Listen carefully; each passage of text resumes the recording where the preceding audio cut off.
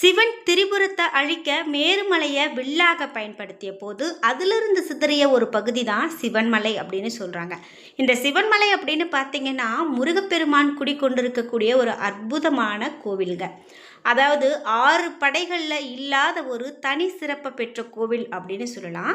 அதாவது எப்போதுமே ஒவ்வொரு கோவிலுக்குமே பிரமிக்கத்தக்க ஒவ்வொரு விஷயங்கள் இருக்கும். அந்த மாதிரி இந்த சிவன்மலையிலையும் நிறைய விஷயங்கள் இருக்குது. சித்தர்கள் வாழக்கூடிய பூமி அப்படின்னு சொல்லக்கூடியது இந்த சிவன்மலை. அதாவது சித்தர்கள் இன்னைக்கும் உலா வந்து கொண்டு இருக்காங்க அப்படின்னு சொல்லக்கூடிய முக்கியமான இடங்களில் இந்த சிவமலையும் ஒன்று அப்படின்னு சொல்லலாம்.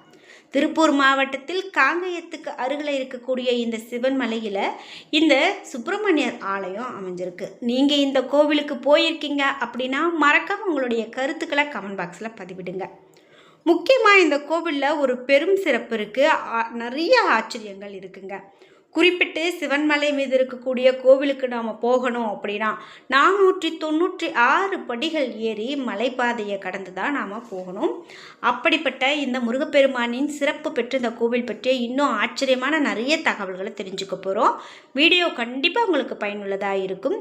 கந்தன் பாதம் கனவிலும் காக்கும் என்ற வாசகத்தை கமெண்ட் பாக்ஸில் பதிவிட்டுட்டு வீடியோவை ஸ்கிப் பண்ணாமல் பாருங்கள். நீங்கள் இன்னும் உற்சாகம் டிவி சேனலை சப்ஸ்கிரைப் பண்ணாமல் இருந்தால் சப்ஸ்கிரைப் பண்ணிக்கோங்க. கூடவே இருக்க பெல் ஐக்கானை மறக்காமல் கிளிக் பண்ணிடுங்க. வாங்க வீடியோக்குள்ளே போகலாம். இந்த வீடியோவை பார்த்துட்டு இருக்கக்கூடிய உங்களுக்கு ஏதாவது தோஷம் இருக்குமோ, அதனால தான் எனக்கு இந்த காரியம் நடக்கலை, எங்கள் வீட்டில் எப்போ பாரு சண்டை சச்சரவு பிரச்சனையாகவே இருக்குது அப்படின்னு நினைக்கிறீங்களா? இந்த வீடியோவுக்கு கீழே டிஸ்கிரிப்ஷனில் வராகியம்மன் ஜோதிட நிலையத்தின் தொலைபேசி எண் கொடுத்துருக்கேன். அந்த எண்ணுக்கு தொடர்பு கொண்டு பேசி பாருங்கள். கண்டிப்பாக உங்கள் வாழ்க்கையில் இருக்கக்கூடிய எல்லா பிரச்சனைகளுக்கும் தோஷங்களுக்கும் சரியான பரிகார பலன்கள் சொல்லுவாங்க. இந்த சிவன்மலை கோவில் அப்படின்னு பார்த்தீங்கன்னா 10ஆம் நூற்றாண்டில் கட்டப்பட்டது அப்படின்னு சொல்கிறாங்க. இந்த கோவிலினுடைய சிறப்பம்சம் அப்படின்னு பார்த்தா ஆண்டவன் உத்தரவு பெட்டி. இது பேருக்கு மட்டும் ஆண்டவன் உத்தரவு அப்படி கிடையாதுங்க. உண்மையாகவே அந்த ஆண்டவன் வந்து உத்தரவாக ஒரு பொருளை சொல்கிறாரு. அந்த உத்தரவு விட்ட பொருள் வந்து மக்களுடைய பார்வைக்கு உலகத்திற்கு அந்த பெட்டிக்குள்ளே வச்சு பூஜை செய்து வழிபாடு செய்கிறாங்க. ஆண்டவன் எப்படி உத்தரவிடுறார் அப்படின்னு பார்த்தீங்கன்னா, முருகப்பெருமானே பக்தருடைய கனவில் தோன்றி ஒரு உத்தரவு பெட்டியில் வைத்து பூஜை செய்யப்பட வேண்டிய பொருளை சொல்கிறாரு. அந்த பெட்டியில் பொருளை வைத்து பூஜை செய்யப்படுவது பல ஆண்டுகளாக இன்றைக்கும் கடைப்பிடிக்கப்பட்டு வருது. அந்த பக்தர் கோவிலில் வந்து சொல்லுவாங்க. அதுக்கு பிறகு கடவுள்கிட்ட மீண்டும் உத்தரவு கேட்பாங்க, இந்த பொருள் பூஜை செய்யலாமா அப்படின்னு. அதன் பிறகு அந்த கண்ணாடி பெட்டிக்குள்ளே அந்த பொருளை வைப்பாங்க. இந்த பொருள் அப்படின்னு பார்த்தீங்கன்னா இன்னொரு பக்தருடைய கனவில் வந்து அடுத்த பொருளை சுட்டி காட்டும் வர பழைய பொருளே கண்ணாடி பெட்டிக்குள்ளே பக்தர்களுடைய பார்வைக்கு வைக்கப்பட்டிருக்கும். மற்ற திருத்தலங்களை போல இல்லாமல் இங்கு முதல் வழிபாடு முருகப்பெருமானுக்கு தான் அப்படிங்கிறது மேலும் ஒரு சிறப்பு. மற்ற திருத்தலங்களில் முதல் வழிபாடு பிள்ளையாருக்கு, ஆனால் இங்கு முருகனுக்கு தான் முதல் வழிபாடு நடக்குது. இப்படி இந்த கோவில் பற்றிய நிறைய சிறப்புகளை நாம் சொல்லிக்கிட்டே போகலாங்க. நீங்கள் இந்த சிவன்மலை கோவிலுக்கு போய் வழிபாடு செய்திருக்கீங்க அப்படின்னா மறக்காமல் உங்களுடைய கருத்துக்களை கமெண்ட் பாக்ஸில் பதிவிடுங்க. முக்கியமாக இப்போது தைப்பூசம் வருதுங்க.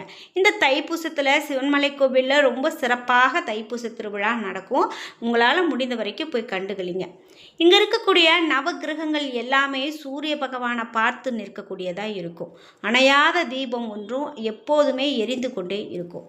சிவன்மலையில் இன்றைக்கும் ஏராளமான சித்தர்கள் தவம் செய்து கொண்டு இருக்கிறதாகவும் புண்ணியம் செய்தவர்களுடைய கண்களில் மட்டுமே அவ்வப்போது இந்த சித்தர்கள் புலப்படுவதாகவும் சொல்கிறாங்க. இங்கு தொரட்டி மரம் தல விருட்சமாக அமைக்கப்பட்டிருக்கும். தொரட்டி என்பது ஒரு வகை மரம். இது கொங்கு நாட்டு பகுதியில் பல கோவில்களில் தல விருட்சமாக இறைவனோடு சேர்ந்து வணங்கப்படக்கூடிய ஒரு மரம் அப்படின்னு சொல்லலாம். சாதாரணமாக நம்ம சித்தர்கள் இருக்கக்கூடிய பூமி அப்படின்னு எல்லா இடத்தையுமே சொல்லிட முடியாது. ஆனால் பல மூலிகைகள் இருக்கக்கூடியதாகவும் சித்தர்கள் இன்றைக்கும் இங்கு வாழ்ந்து கொண்டு இருக்கிறாங்க அப்படின்னு சொல்லக்கூடிய வகையிலையும் இந்த கோவில் அமைந்திருக்கு.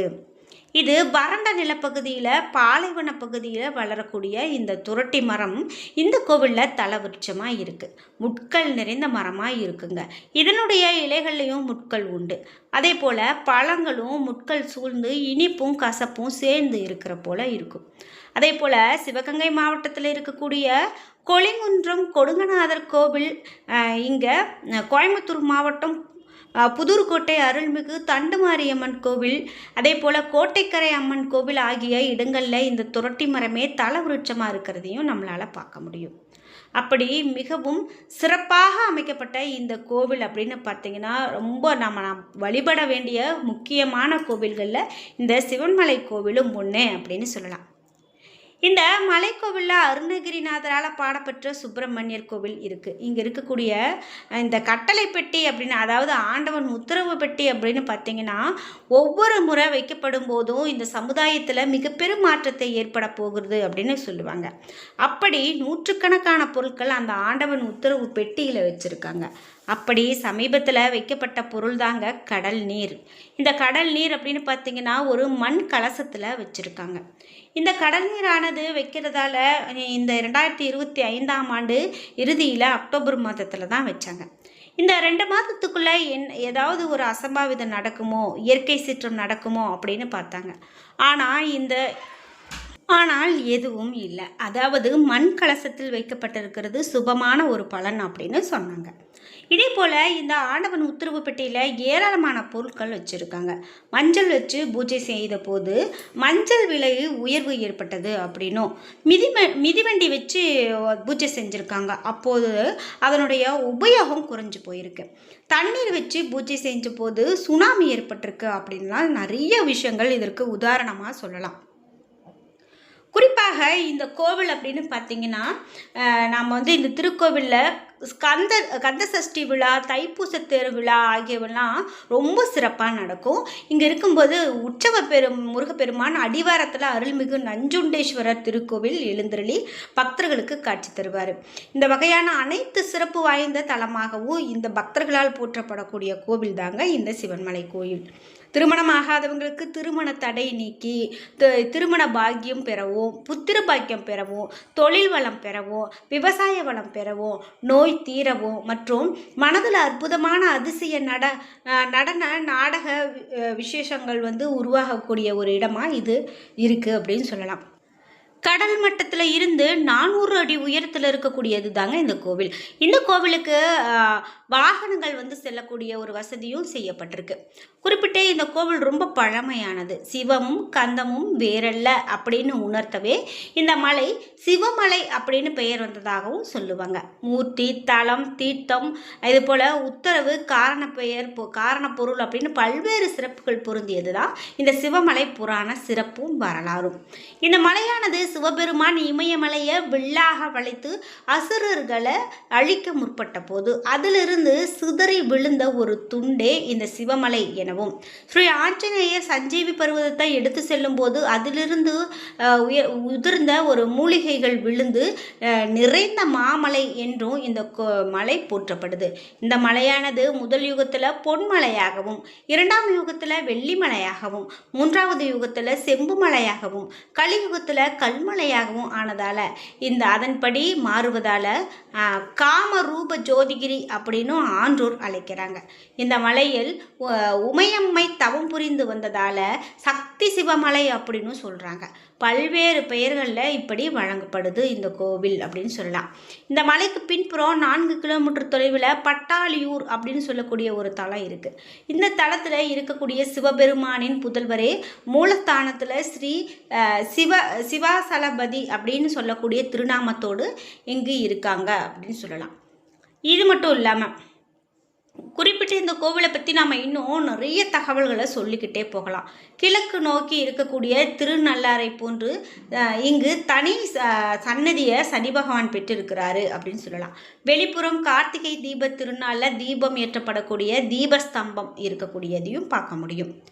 இப்படி இந்த சிவமலை அப்படின்னு பார்த்தீங்கன்னா நிறைய சொல்லிகிட்டே போகலாம். இந்த கோவிலுக்கு நீங்கள் இது வரைக்கும் போனதில்லை அப்படின்னா கண்டிப்பாக இனிமேல் போயிட்டு வாங்க. நிச்சயமாக உங்கள் வாழ்க்கையில் நீங்கள் எதிர்பார்த்த விஷயங்கள், நீங்கள் நினைத்தது நிறைவேறக்கூடியது இருக்கும் அப்படின்னு சொல்லலாம்.